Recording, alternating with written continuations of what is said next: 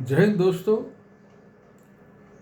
पहलगाम पे जो Pakistan sponsor terrorism की घटना हुई है जिसके अंदर 26 मासूमों को जिस बेरहमी से कत्ल किया गया, इंडिया ने उसके खिलाफ बड़ा कड़ा रुख लिया है और कुछ डिप्लोमेटिक मेजर्स लिए हैं जिसके अंदर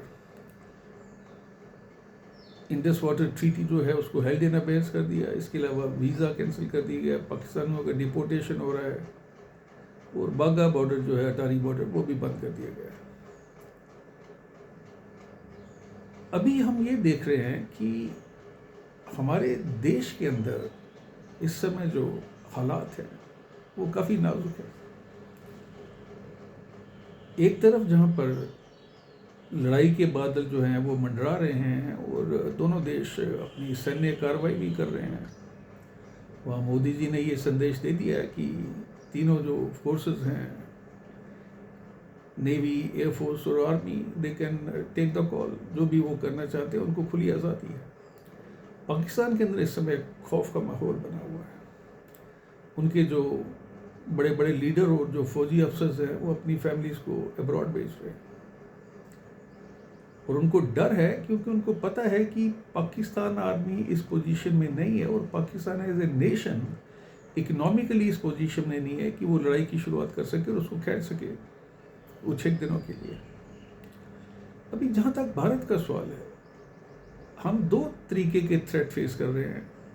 एक है एक्सटर्नल थ्रेट और दूसरा है इंटरनल थ्रेट। इंटरनल थ्रेट में एक तो वो लोग शामिल है जो देश के अंदर बैठ के देश को नीचा दिखाना चाहते हैं, देश को कमज़ोर करना चाहते हैं, और जो एक्सटर्नल थ्रेट है वो आ रहा है इलीगल इमिग्रेंट्स की वजह से, जो मेनली बांग्लादेश और रोहिंग्या से। अभी मेरे को खुशी है कि गुजरात से ये शुरुआत हुई है कि जितने भी इलीगल इमिग्रेंट्स हैं उनको राउंड अप किया जा रहा है और तकरीबन 6000 लोग जो हैं जो इलीगली इंडिया में घुस चुके हैं वो उनको आइडेंटिफाई करके उनकी डिपोर्टेशन की प्लानिंग की जा रही है।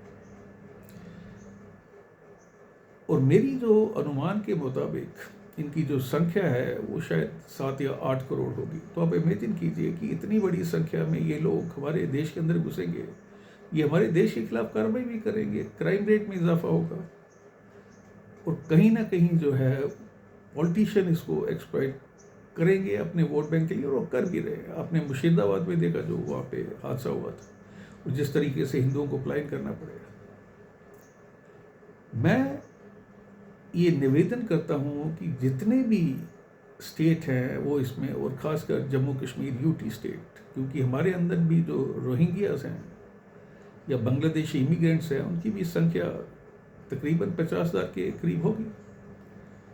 और ये जब मिलिटेंट की मदद करेंगे या क्राइम रेट में बढ़ाएंगे या ड्रग कल्चर को बढ़ाएंगे जो हो रहा है, तो उसके लिए हमें सबको इकट्ठा होके, ब्लेम गेम की जरूरत नहीं है। अगर आप बात करें तो स्टेट कहती हैं जी सेंटर का काम है कि बॉर्डर्स के अंदर से इन्फिल्ट्रेशन ना हो, और सेंटर कहता है कि पूरी तरह से इन्फिल्ट्रेशन रोकना बांग्लादेश बॉर्डर पे पॉसिबल नहीं है।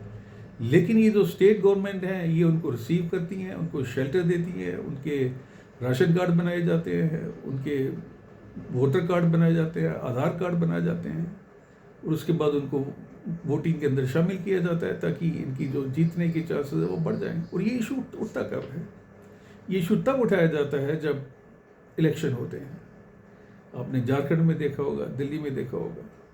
तो इस समय जबकि हम एक बहुत ही क्रिटिकल सिचुएशन से गुजर रहे हैं, तो ये हम सब का फ़र्ज़ है और ख़ासकर गवर्नमेंट का फ़र्ज़ है कि जो घुसपैठिए यहाँ पे बैठे हुए हैं उनको जल्दी से जल्दी डिपोर्ट किया जाए ताकि हमारे जो अपने लोग हैं उनको रोज़गार मिल सके। ये तो हमारे रोज़गार को भी खा जाएंगे और देश को पूरी तरह से कमज़ोर कर देंगे।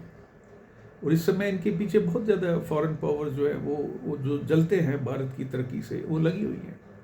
I hope Indian government will take a serious view of this and make attempt at center as well as a state level to deport all these illegal immigrants.